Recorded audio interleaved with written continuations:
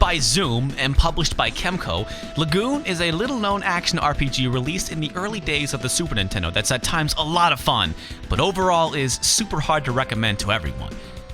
I snatched up a copy for a couple of bucks and enjoyed it through to the end, but because of a couple really big problems, I couldn't avoid the reality that only a specific audience will be able to appreciate Lagoon. It's almost recommended since it has all the charm of an old-ass RPG, a simple story that's as fast-moving as it is forgettable, excellent if repetitious music, a realistic amount of required grinding, colorful dungeons that are large but never too daunting, and a quest that takes dedication but can be beaten in 8 to 10 hours. The biggest point of contention for most will be Lagoon's combat.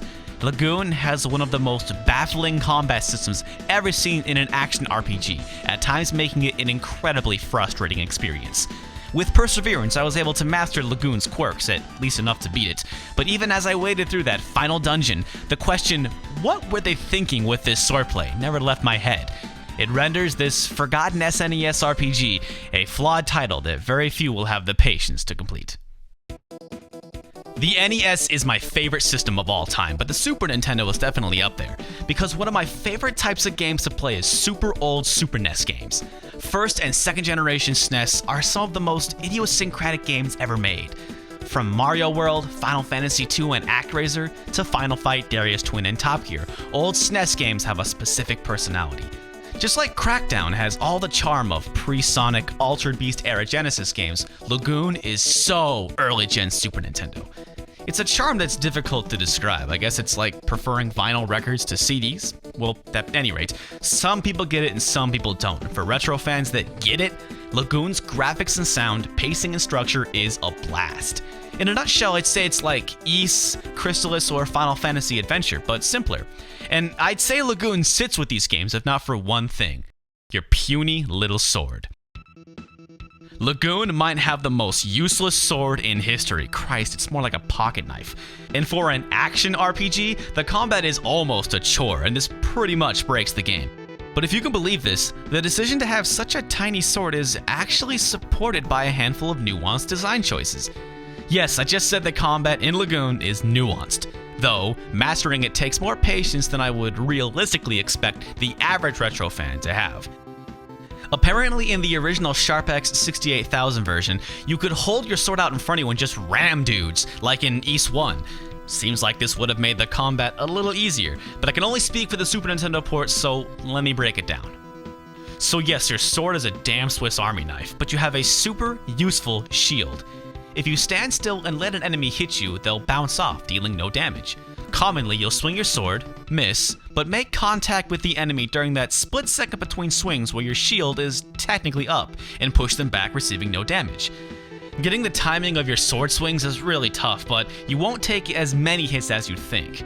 But of course, it doesn't always turn out this way, so when you've had a bad run-in with an enemy, you can heal both your health and magic by just standing still. Anywhere. You can also stop and save anytime, anywhere outside of boss battles. And yes, there's magic too, though in the first dungeon you're stuck with just your steak knife, you quickly gather crystals and staffs that allow you to shoot magic. It makes dealing with the game's fast-moving creatures so much easier. There's no reason why this game shouldn't act like Zelda or Crystalis, but with the magic, healing, and saving, it's manageable. That is until you get to the bosses. Here is where I expect controllers to start being thrown.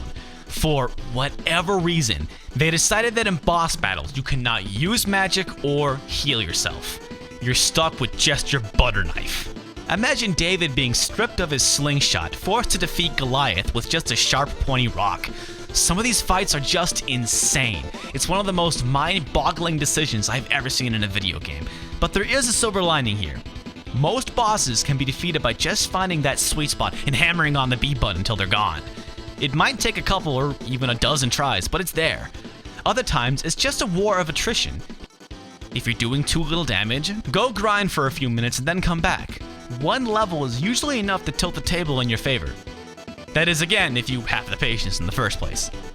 If I can offer a tip, combat as a whole seems easier when you're moving. Standing still and waiting for an enemy to get near you is difficult at times, especially for fast-moving enemies. Swinging and walking is often more reliable than just standing still. Also, try and strike an enemy from the left or right, it's a better angle. Lastly, the final boss is actually super easy because in that last dungeon you finally get the healing ring, which quickly replenishes health for very little magic, which is nice because you have to tackle like 5 forms without a break. I actually enjoyed Lagoon. Playing through a second time for this review, I found it a lot easier, reaching the ice cave in a little over 2 hours.